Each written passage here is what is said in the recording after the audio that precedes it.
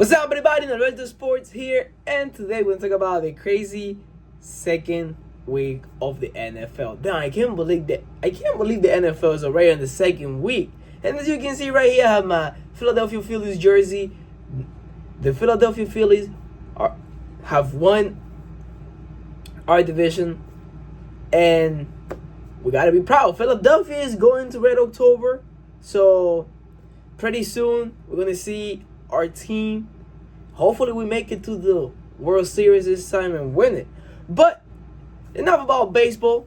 Let's talk about some football. So the second week, and like I said, damn, I can't believe it's already the second week.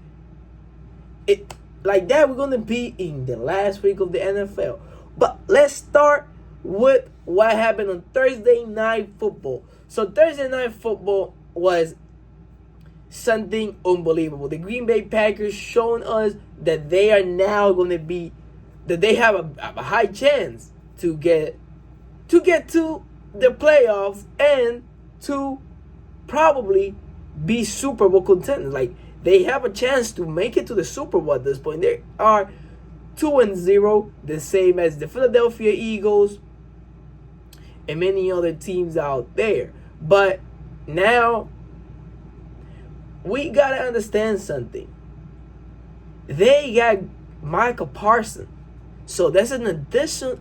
So they added someone who is a good defender to the defensive line. Now, let's see what Jayden Daniels and Jordan Love did.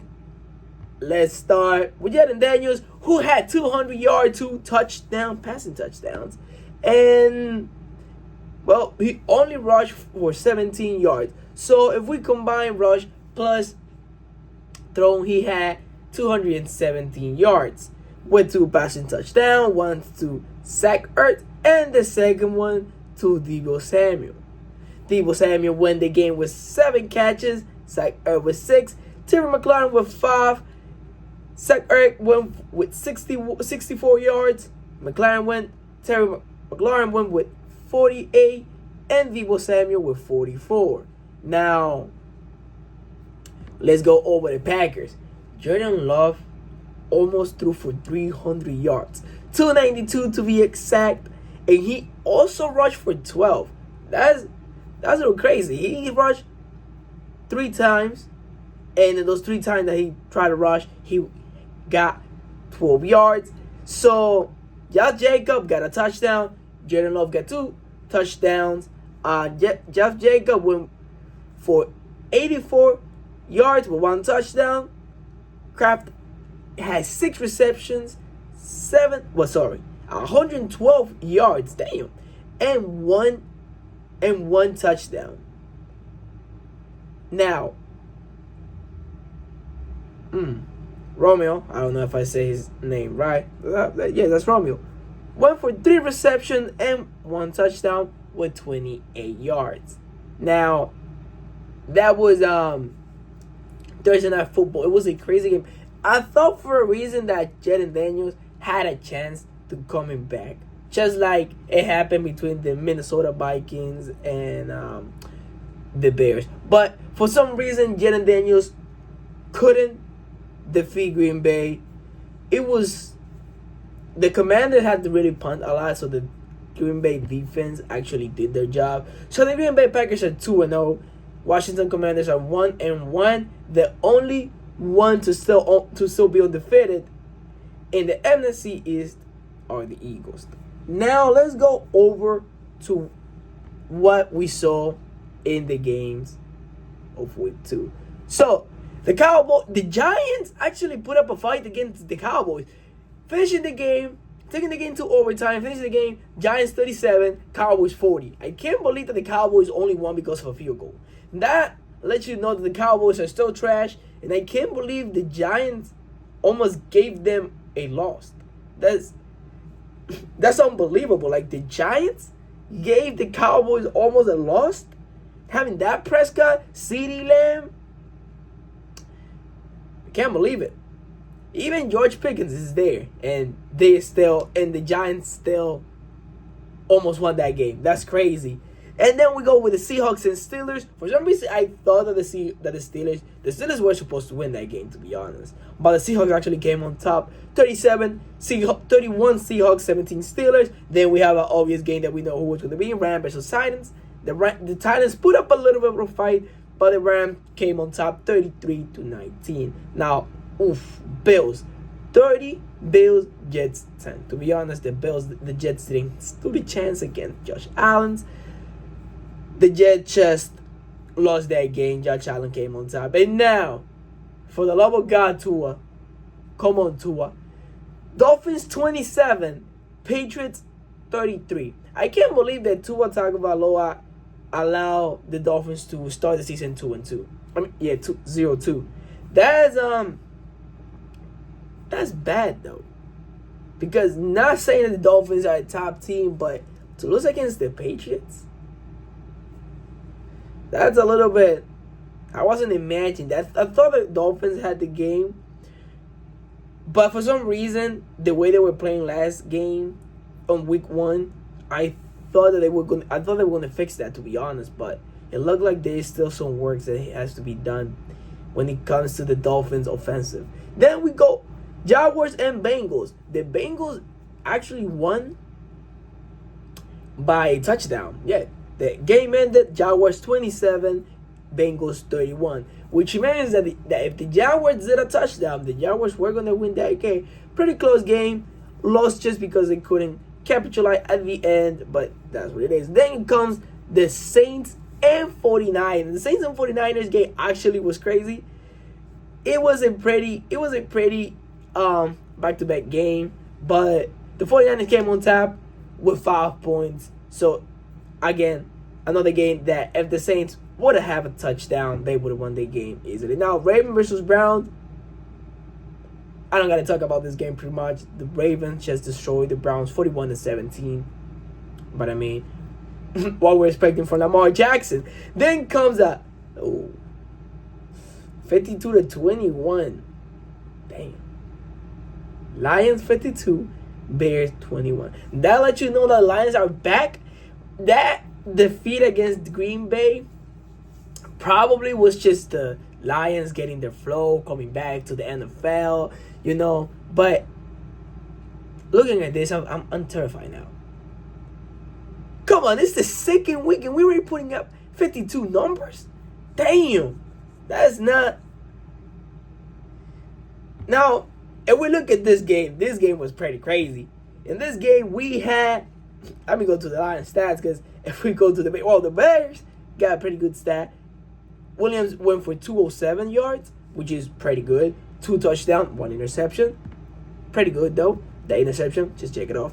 Now, Jared Goff, 334 yards. 334 yards. 5 throwing touchdowns.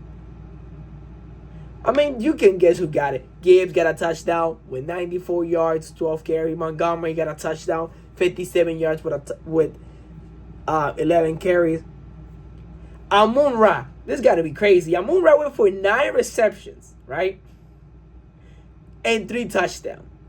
So that means every third reception he had a touchdown. So every third time Goff threw the ball at him, it was a touchdown. Then comes James Williams with 108 yards and 2 receptions. Damn, so that means that each reception was like what? 54 yards each for 2 and a touchdown. Then Brock Wright with 3 receptions and a touchdown and 28 yards. The Lions, to be honest, I feel scared. If the Lions repeat that, if the Lions repeat what they just did to the Bears, we might have problems in the NFC. We might have problems. But then we have the Broncos and the Colts. I can't believe the Colts won because of a flag. That's crazy. The Browns got to be the unluckiest team out there, because how do you lose because of a flag? If that flag didn't came at the end, the Broncos would have lost the game. The Broncos would have won the game. The Colts would have lost the game. Panthers versus Cardinals. The Panthers put up a good fight. Cardinals won at the end, though.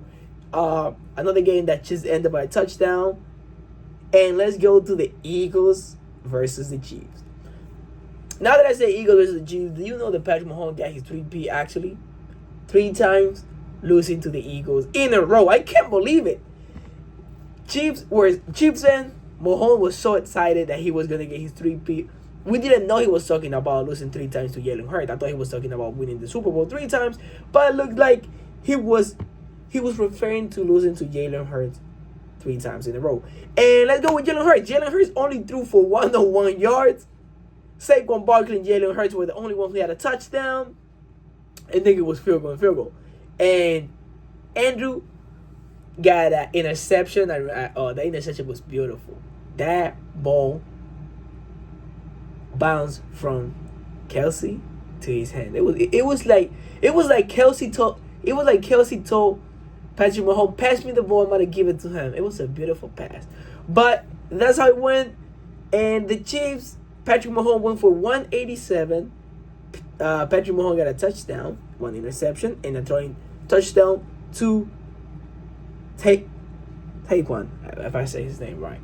Who went with 2 receptions, 59 yards. Travis Kelce went with 4 receptions and 61 yards. And that was pretty much the game. At the end, though, there was one of the Chiefs' defense who told Hurts that he hasn't even thrown for 100 yards. And Hurts replied, "Who cares? We won the game." And that was really matter. You cannot go ahead and tell me that a QB will throw 300 yards and win the game. He could throw for 300 yards. But what really matters is winning the game. I've seen QBs who can throw 300, 250 yards and still lost the game.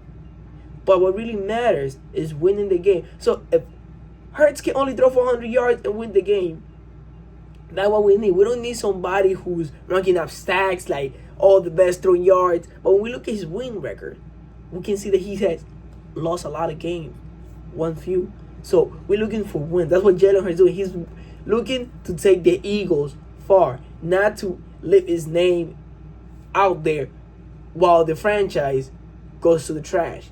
Then the Falcons and Vikings, Vikings only got 6 points, the Falcons 22, and then we finish up with Monday Night Football. The Bucs won by 1 point. I can't believe they were able to drain the clock so smoothly. Like the way the Bucs drained the clock at the end to win the game was like, I was watching that game and I was like, damn.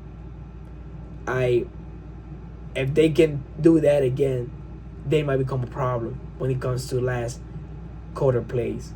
But Texans 19, Bucs 20. Bucs won by 1 point. And at the end, we got the Chargers 20, the Raiders 9. Raiders put up a pretty decent fight, I would say. But they need to keep their offensive better. They need to rearrange some stuff. They need to keep putting things in place. Because if not, they will not go very far. They're not gonna go very far. And to look at the second week, I started a couple of things. One, we might see the Lions come back, and I might be afraid of the Lions. We play the Lions. The Eagles do play the Lions. If they keep doing that, to be honest, I don't even know what I'm going to do that day. If they once the Eagles play, it's going to be a game that's going to have Philadelphia and Detroit jumping around damn. It's going to be a pretty good game because the Lions are waking up after that loss. They shake off that loss. That's what QB's got to do. They lose one game, doesn't matter. We get it next time, and they got him. Detroit Lions got it. 52-21 against the Bears, and they got that win. Now, and like I said, what we learned from this thing, Green Bay Packers, maybe the next Detroit Lions might be waking up, and the Chiefs have an 0-2 start, which I'm a little afraid, though, to be honest, because the Chiefs, every time they get a bad season, that's what happened the time they went to the Super Bowl against the 49ers. They had a bad season. Lamar Jackson took the first seed and still lost to the Chiefs. But I feel kind of like something is happening here. Every time the Chiefs have a bad game. I don't know why. I feel like after that season where they had the worst season possible and just clinched the playoffs on the last game, and went on and won the Super Bowl. Now I'm a little scared though, because that might be that history might be repeating itself once again. But I don't know. It probably me. The Chiefs will play next week as well. Next week is going to be the Eagles versus the Rams at 1 p.m. It's going to be an afternoon game. Yeah, 1. So damn, there's a lot of 1 p.m. games. And then I don't see the Chiefs here. Oh, the Chiefs play the Giants. Oh no, the Chiefs got an easy win on Sunday night. The Chiefs are playing the Giants. That's an easy win. The Chiefs should win that pretty easily. Hope you all have a good day.